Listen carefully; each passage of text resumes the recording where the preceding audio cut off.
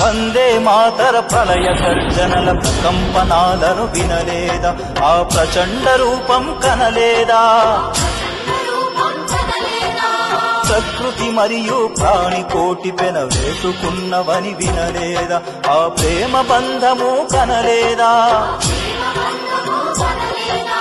మాతృభావన మాసిన నాడు, మమకారం తుడి చేసిన నాడు,